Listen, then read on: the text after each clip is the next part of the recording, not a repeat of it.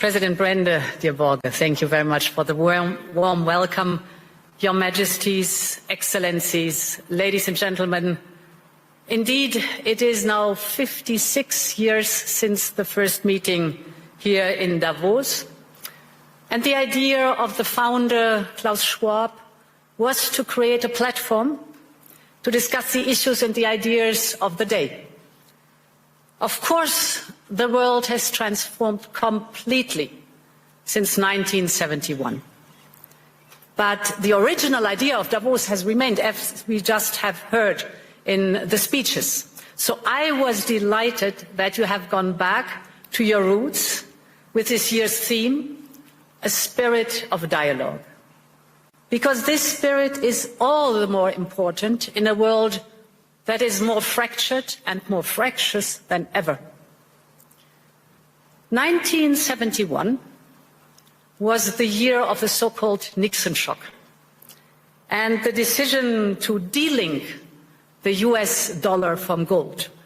In an instant, the foundations of the Bretton Woods system and the entire global economic order set up after the war effectively collapsed. But it also had two major effects.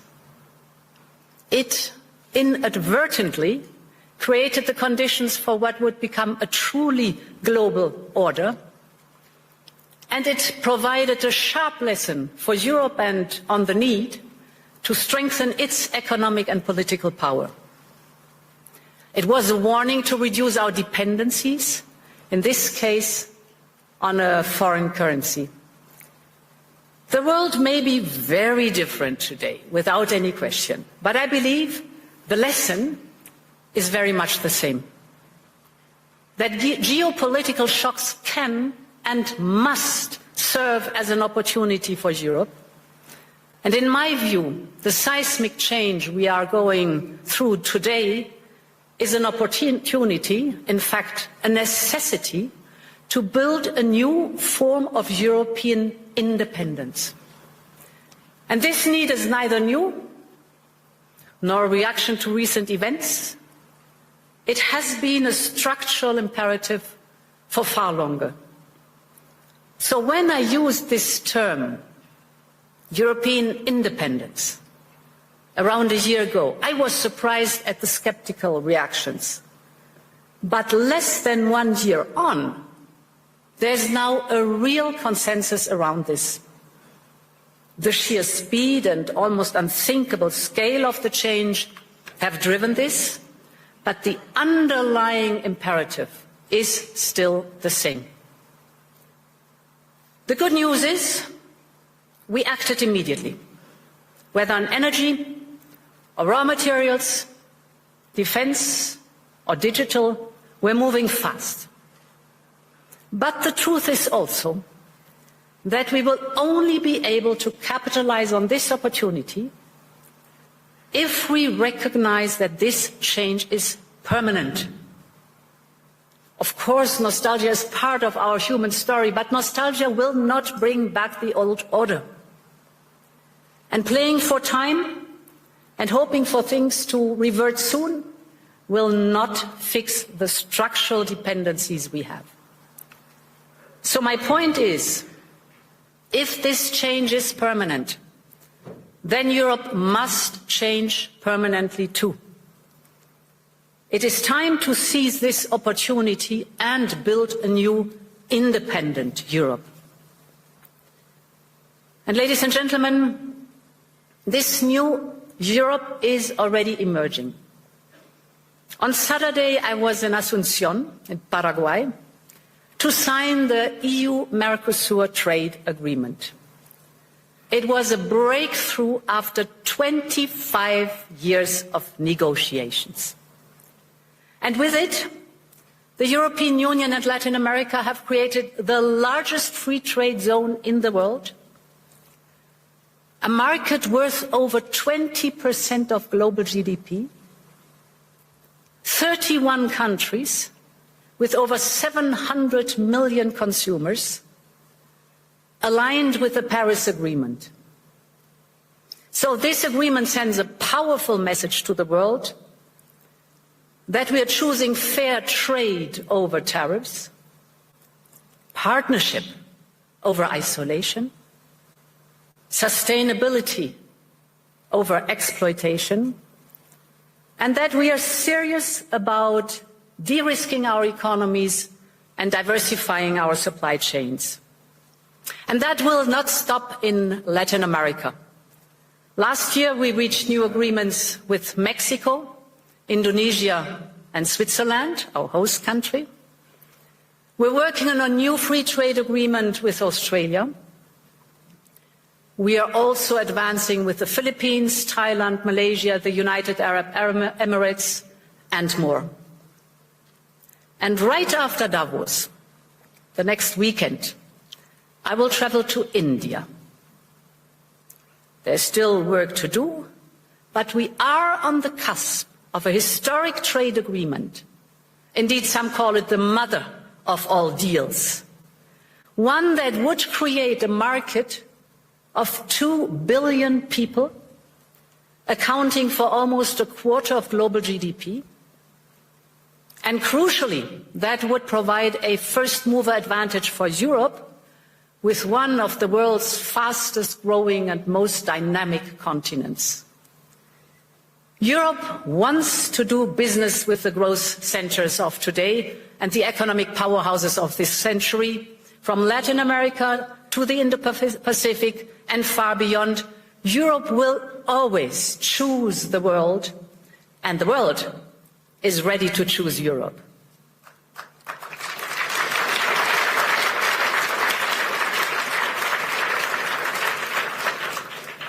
And ladies and gentlemen, this reality also reflects the fact that Europe has all the assets it needs to attract investment. The savings, the skills, the innovation with our AI factories and gigafactories and the applications that are necessary, AI first. What we need now is to mobilize collectively these assets to their full potential and to focus on the essential. So focal point number one is to create a conducive and predictable regulatory environment.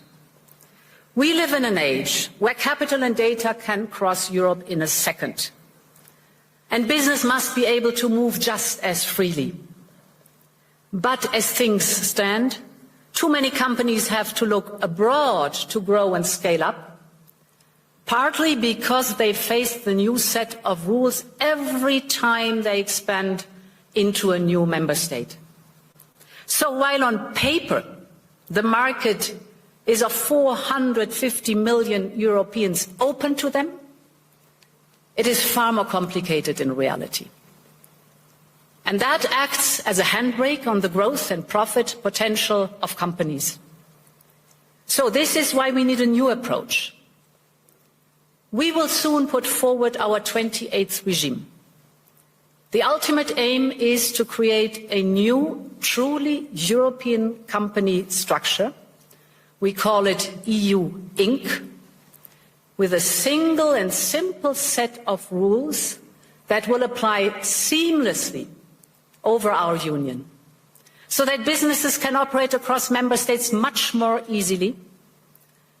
Our entrepreneurs, the innovative companies, will be able to register a company in any member state within 48 hours, fully online. They will enjoy the same capital regime all across the European Union.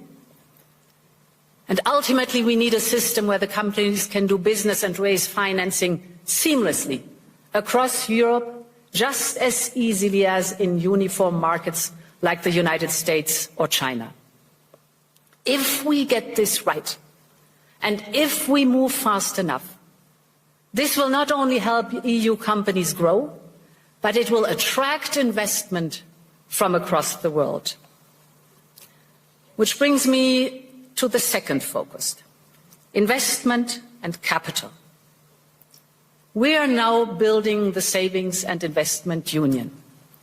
We need a large-scale, deep and liquid capital market that attracts a wide range of investors. And this will allow business to find the funding they need, including equity, at lower costs here in Europe. We have made proposals on market integration and supervision to ensure our financial market is more integrated. This covers trading, post-trading and asset management, as well as driving innovation and making our supervisory framework more efficient. This will help ensure that capital flows where it is needed, to scale-ups, to SMEs, to innovation, to industry. And the third priority is to build an interconnected and affordable energy market, a true energy union. Energy is a choke point for both companies and households. And just look at the dispersion of prices across European electricity hubs. Europe needs an energy blueprint that pulls together all the parts. This is our Affordable Energy Action Plan. We are, for example, massively investing in our energy security and independence with interconnectors and grids. This is for homegrown energies that we are trying to promote as much as possible, the nuclear and the renewables, to bring down prices and cut dependencies, to put an end to price volatility, manipulation and supply shocks. But now we have to speed up this transition, because homegrown, reliable, resilient and cheaper energy will drive our economic growth and deliver for Europeans and secure our independence. Ladies and gentlemen, whether on trade or business, capital or energy, Europe needs an urgency mindset. Our starting point is good. We are home to global champions in fields ranging from wind power to next-generation batteries, from aerospace to the industrial machines that are essential to build the chips and advanced weapons. Our companies are taking up AI at the same pace as their US peers. Europe is in the race for the key technologies of tomorrow. But as global competition gets ruthless, we must show real ambition, especially in those sectors vital for our independence. Take defense, for example. We have done more on defense in the last year than in decades before. We have started a surge in defense spending up to 800 billion euros till 2030.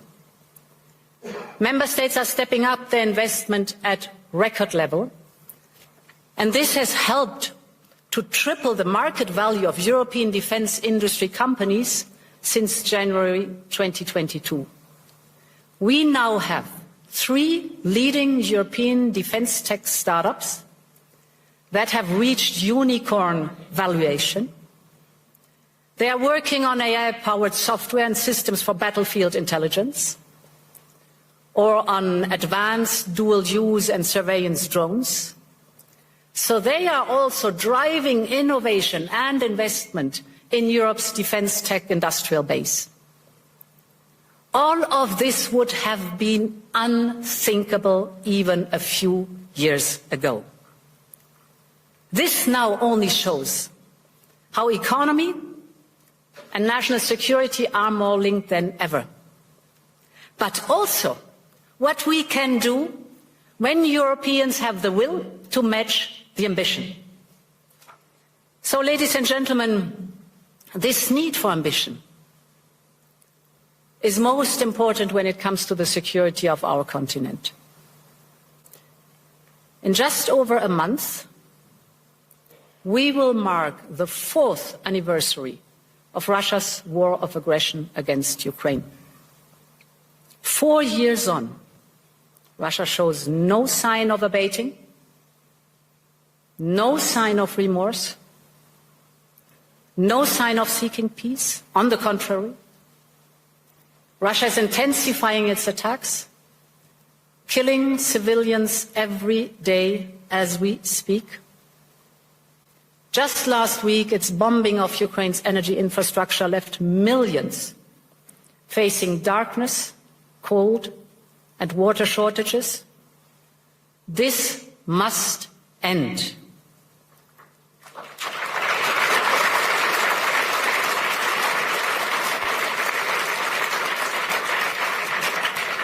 We all want peace for Ukraine.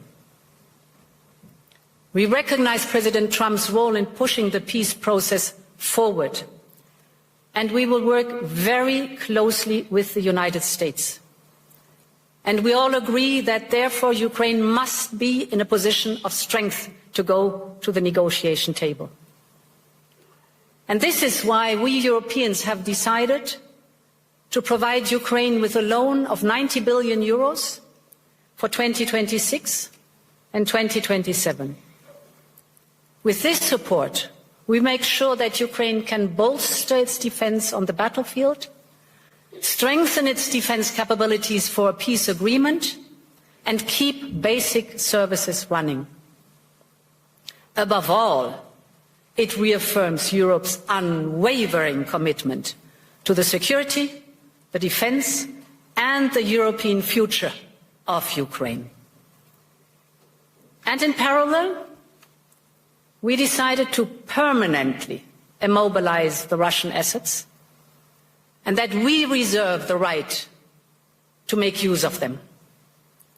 This should serve as a stark reminder to Russia and as a message to the world.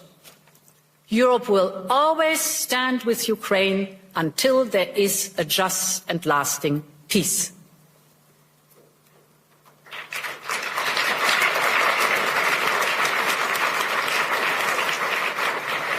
Ladies and gentlemen, I've spoken a lot today about European independence, on partnerships, on prosperity and security. So I would like to conclude with Greenland, an issue which cuts to the heart of all three of these imperatives. When it comes to the security of the Arctic region, Europe is fully committed. And we share the objectives of the United States in this regard.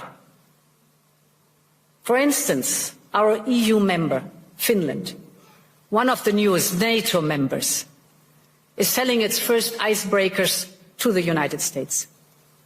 And this shows that we have the capability right here in the ice, so to speak. It shows that our northern NATO members have Arctic-ready forces right now. And above all, that Arctic security can only be achieved together. And this is why the proposed additional tariffs are a mistake, especially between long-standing allies. The European Union and the United States have agreed to a trade deal last July. And in politics, as in business, a deal is a deal. And when friends shake hands, it must mean something. Ladies and gentlemen, we consider the people of the United States not just our allies, but our friends. And plunging us into a downward spiral would only aid the very adversaries we are both so committed to keeping out of the strategic landscape. So our response will be unflinching, united, and proportional.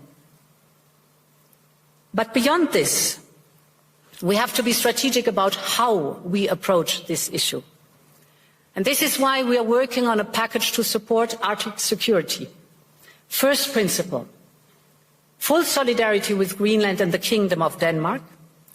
The sovereignty and integrity of their territory is non-negotiable. Second, we're working on a massive European investment surge in Greenland. We will work with Greenland and Denmark hand in hand to see how we can further support the local economy and infrastructure. Third, we will work with the United States and all partners on wider Arctic security. This is clearly in our shared interest, and we will step up our investment. In particular, I believe we should use our defence spending surge on a European icebreaker capability and other equipment vital to the Arctic security. And fourth, in the same spirit, we need to work with all our regional partners to strengthen our common security. And this is why we will look at how to strengthen our security partnerships with partners such as the UK, Canada, Norway, Iceland and others. Finally, I believe Europe needs to adjust to a new security architecture and realities that we are now facing. And this is why Europe is preparing its own security strategy, which we plan to publish later this year. And as part of this, we are upgrading our Arctic strategy too. And at the heart of this will be the fundamental principle: it is for sovereign people to decide their own future.